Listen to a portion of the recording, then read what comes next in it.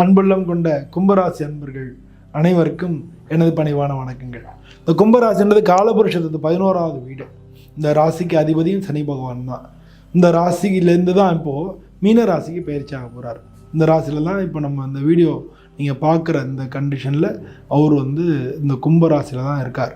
இந்த கும்பராசிக்கு அதிபதி வேறு மட்டும் கிடையாது, காலபுருஷ 11வது லாபஸ்தானத்தில் 11வது வீடு. இந்த கும்பராசிக்கு சிம்பலே கும்பம் அப்படின்னு இருக்கும். மங்களகரமான விஷயங்கள் பல செய்யக்கூடிய ஒரு வல்லமை உள்ள ஒரு ராசி. இந்த ராசியில் உள்ளவர் தான் ராஜராஜ சோழன். அவர் எப்படிப்பட்ட ரிஃபார்ம்ஸ் கொண்டு வந்தார்னு எல்லாருக்கும் தெரியும். அது மாதிரி அவர் சதய நட்சத்திரம், ராகுவோட நட்சத்திரம், செவ்வாயோட நட்சத்திரம், குருவோட நட்சத்திரம், இதெல்லாம் இங்கே இருக்குது. இந்த 3 கிரகமும் எப்படிப்பட்ட கிரகம்னு தெரியும். அதனால் மிகப்பெரிய செயல் வீரர்களாக உள்ளவங்க இந்த கும்பராசி. கொஞ்சம் சுயநலமிகள் அப்படின்னு நம்ம சொல்லலாம். ஆனால் அவங்க பப்ளிக்காக எல்லாருக்காகவும் நல்லதை செய்கிறதுக்கு தயங்க மாட்டாங்க. அப்படிப்பட்ட ஒரு குணம் உள்ள இந்த கும்பராசி அன்பர்களுக்கு இந்த சனி பயிற்சி எப்படிப்பட்ட பலன்களை கொடுக்க போகிறது அப்படின்னு பார்க்க போகிறோம்.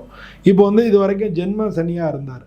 ஜென்ம சனியாக இருக்கிறவர் உங்களுக்கு உடல்நிலை கோளாறுகள், மனசில் கோளாறுகள் கொடுத்து சரி பண்ணியிருப்பார். அதே மாதிரி உங்கள் குடும்பத்துலேயும் யாருக்கான ஒருத்தருக்காச்சும் மருத்துவ செலவினங்களை அவர் கொடுத்துருப்பார். குடும்பத்தில் அடிக்கடி கூட இருக்கிறவங்களோட அடிக்கடி நண்பர்களோட எப்போ பார்த்தாலும் வாக்குவாதம் செய்யக்கூடிய ஒரு குணத்தையும் கொடுத்துருப்பார். இதெல்லாம் சனி பகவானால் ஜென்ம சனியினால் ஏற்பட்டது. ஜென்ம சனியில் அடி மனசில் ஒரு பயமும் இருந்துகிட்டே இருக்கும். எப்போ பார்த்தாலும் இது இப்படி ஆகிட்டா என்ன பண்ணுறது, அது அப்படி ஆகிட்டா என்ன பண்ணுறது, கிடைக்கலன்னா என்ன பண்ணுறது அப்படின்னு பல சந்தர்ப்பங்களில் உங்களோட முயற்சிகள் ஃபெயிலியரும் ஆகிருக்கும், அது கிடைக்காமையும் போயிருக்கும். அதுவும் ஜென்ம சனினால் ஏற்பட்டது தான். இதெல்லாம் கடந்து போனது. இப்போ இனிமேல் நடக்க போகிறது. இப்போ ஜென்ம சனி விலகி உங்களுக்கு 2ஆம் இடத்துல அவர் உட்கார்றாரு. அவர் தனஸ்தானத்தில் உட்காராரு. அந்த தனாதிபதி உங்களுக்கு 2ஆம் வீட்டு அதிபதி குருபவனுடைய பார்வையும் கிடைச்சி நல்லா ஜொலிக்க போகிறார். ஸோ அதனால் உங்களுக்கு உத்தியோக ரீதியாக இந்த 2.5 வருஷத்தில் மிக நல்ல மாற்றங்கள் ஏற்பட போகிறது. அதே மாதிரி பிஸ்னஸ் பண்ணிக்கிட்டு இருந்தீங்கன்னா இது வரைக்கும் அடுத்த ஸ்டேஜுக்கு பிஸ்னஸ் நவுத்த முடியும். எவ்வளவோ ஒர்க்கு எஃபர்ட்ஸ் போட்டோம், ஆனால் அடுத்த ஸ்டேஜுக்கு நவுத்த முடியல அப்படின்னு சொல்லிட்டு இருந்திருப்பீங்க. இனிமேல் அதுக்கு பொருளாதார ரீதியாக உங்களுக்கு சப்போர்ட் கிடைக்கும். அடுத்த ஸ்டேஜுக்கு நீங்கள் பிஸ்னஸை நவுத்த போகிறீங்க. பல பேருக்கு இந்த ராசியை சேர்ந்தவங்களுக்கு திருமண வாய்ப்புகள் நடக்கிறதுக்கு வாய்ப்பு அதிகமாக இருக்குது. எப்போ குரு பார்வை சனி பகவானுக்கு வருதோ அப்போ திருமண வாய்ப்பு நடக்கும். அது மட்டும் இல்லாமல் இது ராகுகேது பயிற்சி 5ஆம் மாதம் நடக்குது. அவர் உங்கள் ஜென்மத்துக்கு வராரு. ஸோ அந்த மாதிரி காலகட்டங்களில் உங்களுக்கு திருமணம் நடக்கிறதுன வாய்ப்புகள் நிறையா இருக்குது. ஒரே ஒரு விஷயத்தான் நீங்கள் புரிஞ்சுக்கணும், குடும்ப ரீதியான பிரச்சனைகளும் வரும். ஏன்னா குடும்பத்தில் சனி பகவான் இருக்கிறதுனால குடும்ப ரீதியான பிரச்சனைகளும் உங்களுக்கு வரத்துக்கான வாய்ப்புகள் நிறையா இருக்குது. 6ஆம் இடத்தை அவர் பார்க்குறாரு. உங்கள் லக்னாதிபதி, உங்கள் ராசியாதிபதி உங்களுடைய ராசிக்கு 8ஆம் இடத்தை பார்க்குறார். ஏன்னா 2ல் இருக்காருன்னா 8ஆம் இடத்தை பார்க்குறார். 8ஆம் இடம் அப்படின்றத பார்க்கறதுனால வண்டி வாகனங்களில் நீங்கள் போகும்பொழுது இவர் ஆயுள்காரகன், ஜாக்கிரதையாக இருக்கணும். ஒன்றும் ஆபத்து நடக்காது. உங்களுக்கு ஆயுள்காரகன் ஆயுள் ஸ்தானத்தை பார்த்தா ஆயுள் கெட்டின்றது தான் நமக்கு ஜோதிட விதி. இருந்த போதிலும் வண்டி வாகனங்களில் இரும்பு சம்பந்தப்பட்ட விஷயங்களுக்கு அதிபதியாகவும் சனி பகவான் இருக்கிறதுனால வண்டி வாகனங்களில் போகும்போது ஜாக்கிரதையாக போகணும். பெண்கள் சம்மந்தப்பட்ட விஷயங்களை ஜாக்கிரதையாக இருக்கணும். இந்த மாதிரியான விஷயங்கள்லாம் நீங்கள் தெரிஞ்சுனீங்கனாலே இந்த 7.5 சனியில் அதுவும் உங்களுக்கு பாத சனியாக வரக்கூடிய இந்த இதில் பாதத்தை நடக்கும்போது பாத சனின்னு சொன்னோன்னே ஞாபகம் வருது. நடக்கும்போது போகும்போது வரும்போது அடிபட்டுன்னு சொன்னேன் இல்லையா, காலில் அடிபடுறதுக்கான வாய்ப்புகள் நிறையா இருக்குது. அதனால் அதெல்லாம் அடிபடாமல் பார்த்துக்கணும். பயப்பட வேண்டாம். குரு பார்வை வேறு வந்துடுது. உங்கள் ராசிக்கும் அதிபதி பெரிய லெவலில் உங்களுக்கு துன்பங்கள் கொடுக்க மாட்டார்.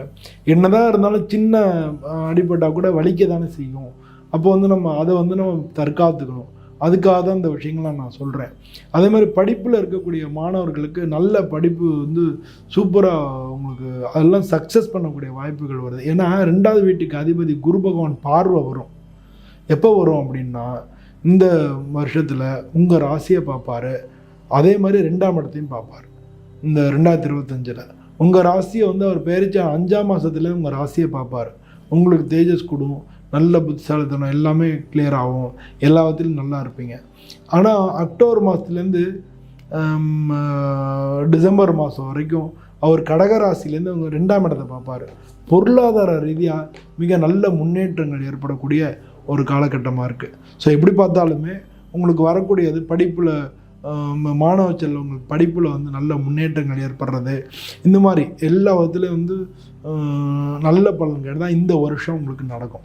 2026லேயும் பார்த்திங்கன்னா உங்களுக்கு நல்ல பலன்களே நடக்கும். ஏன்னா அப்போ உச்ச குருவாக இருந்து உங்களை 2ஆவது வீட்டை பார்க்குறாரு. ஸோ 2026ல் உங்களுக்கு 2ஆவது வீட்டுக்கு அதிபதியும் குருன்றதுனால, 11ஆவது வீட்டுக்கு அதிபதியும் குருன்றதுனால 2026ல் உங்களுக்கு பணங்காசு விஷயத்தில் நல்ல முன்னேற்றம் இருக்கும். வேலை பார்த்துட்டு இருந்தீங்கன்னா ப்ரொமோஷன் கிடச்சி சூப்பராக உங்களுக்கு நல்ல முன்னேற்றம் இருக்கும். பிஸ்னஸ் பண்ணிகிட்டு இருந்தால் பிஸ்னஸ் ரீதியாக 2026 பெஸ்ட்டு பீரியடாக இருக்கும். நீங்கள் பல பேர் வேலை தேடிட்டு இருந்தால் 2026ல் நல்ல கம்பெனியில் வேலை கிடைக்கும். அதே மாதிரி படிச்சுட்டு வேலை தேடிட்டு இருந்தால் கேம்பஸ்லேயே இன்டர்வியூவில் உங்களுக்கு வேலை கிடைச்சிரும் 2026. ஸோ 2026 எல்லா வகையிலையும் உங்களுக்கு மிக பெஸ்ட்டாக இருக்கும்.